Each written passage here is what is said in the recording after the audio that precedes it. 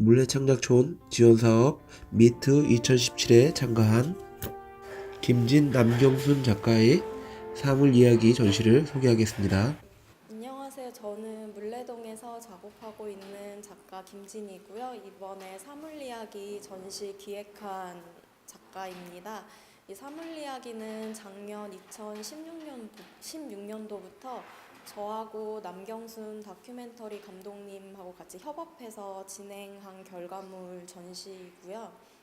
저희가 이 사물이야기 프로젝트 소중한 물레동에 오래 계신 이웃분들의 소중한 사물 이야기도 수집을 하고 그분들의 그 사물에 얽힌 이야기 들으면서 인터뷰한 그 일을 진행하게 된 이유는 그 물레동이라는 뭔가 좀 특색 있는 커뮤니티가 있는 지역에 있는 주민분들은 어떻게 살고 있을까? 그분들은 여기 되게 오래된 지역, 공간 특색 있는 곳에서 어떤 소중한 사물들을 가지고 있을까 하는 궁금증에서 시작된 거거든요.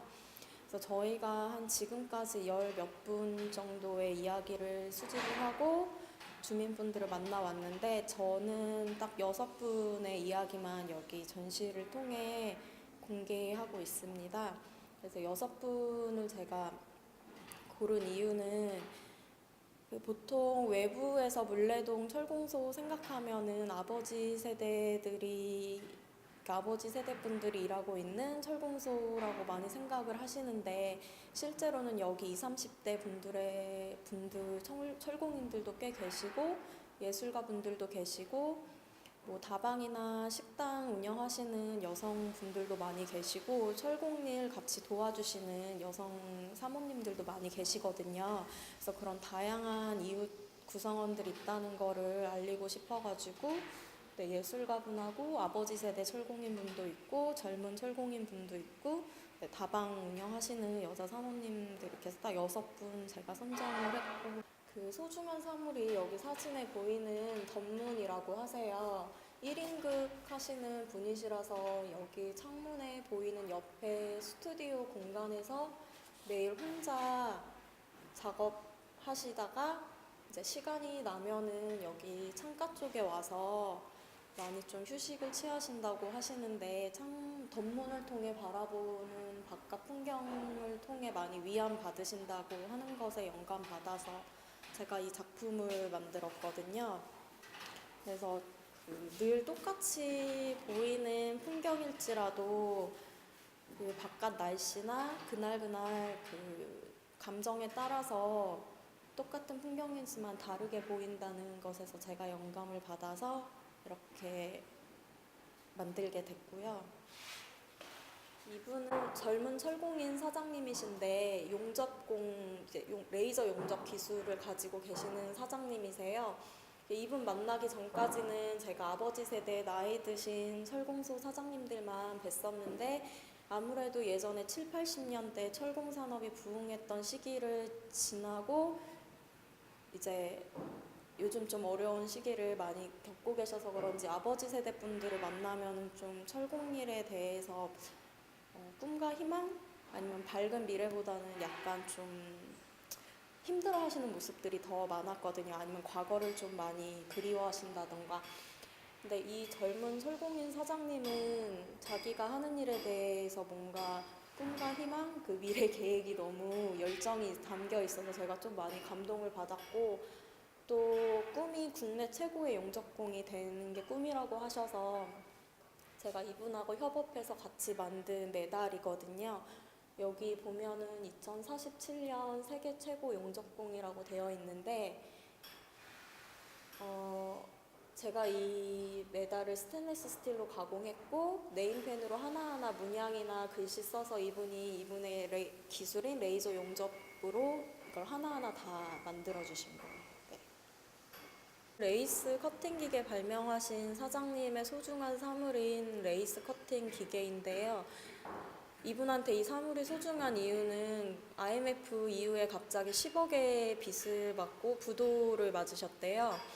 그래서 그때 당시에 어떻게 할까 되게 힘들어 하시다가 이분이 할 수 있는 거는 기계를 발명하셔서 특허를 내시는 일이다라고 생각을 하셔가지고 정말 그 잠을 못 주무시고 몇 년 동안 고생하셔가지고 드디어 기계가 발명이 됐고, 이 기계는 지금 국내에 다 거의 레이스 커팅 기계로는 이 사장님께 다 들어가 있고 요새는 수출까지 하시거든요, 외국으로.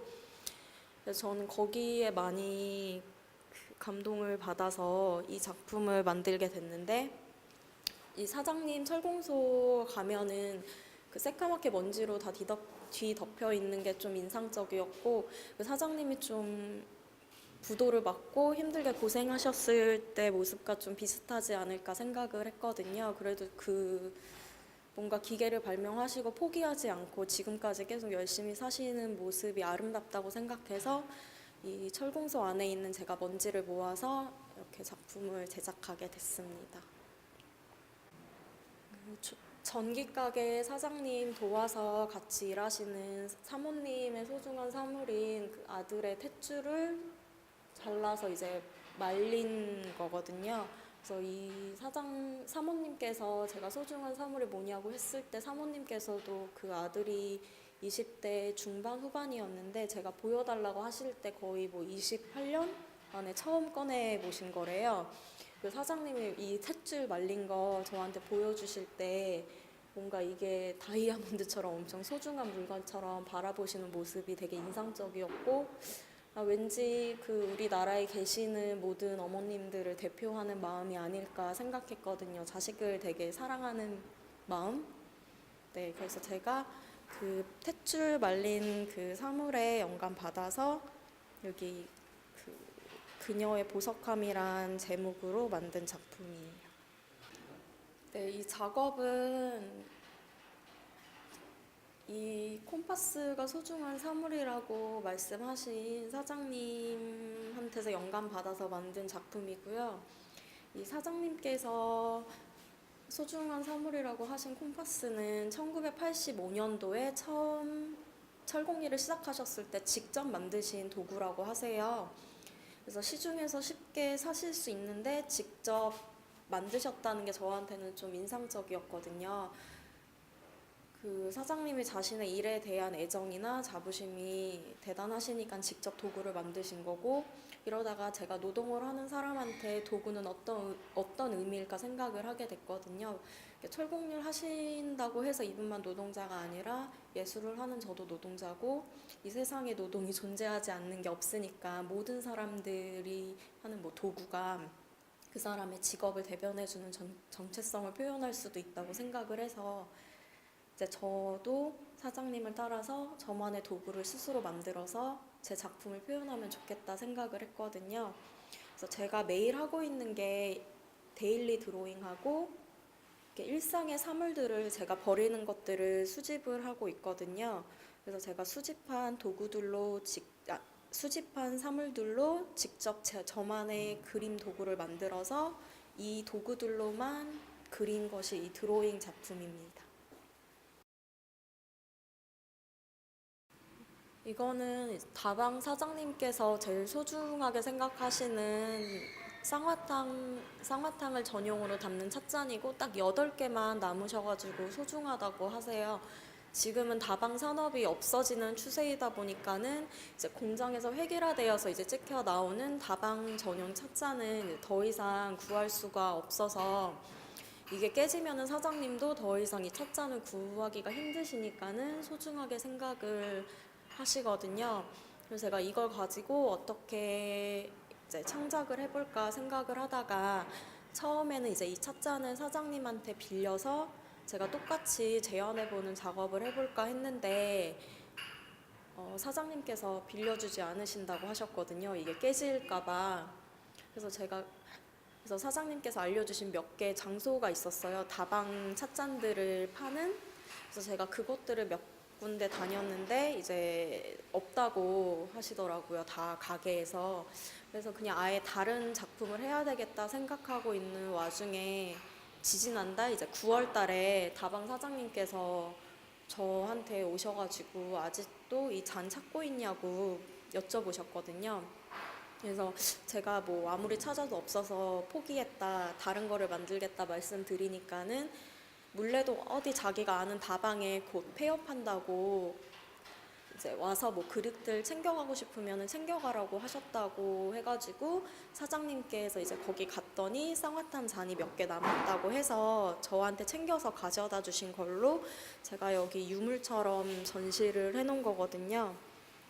근데 사람들이 좀 관심을 가지고 사면을 둘러보면서 좀 숨은 그림 찾듯이 이 찻잔을 찾아가면서 감상하게 만들었어요.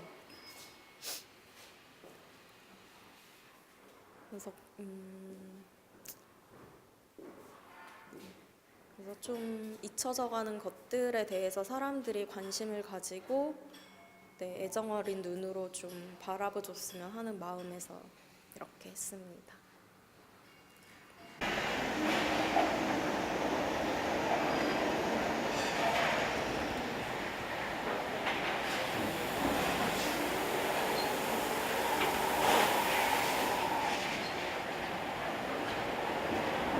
이거는 남경순 감독님이 인터뷰 하신 영상들을 취합해서 하나의 이제 이야기식으로 뽑았고, 여기 이제 인터뷰 하시는 분들이 이제 핸드폰에 가지고 계신 핸드폰 사진을 활용해서 이미지화 시키신 거거든요.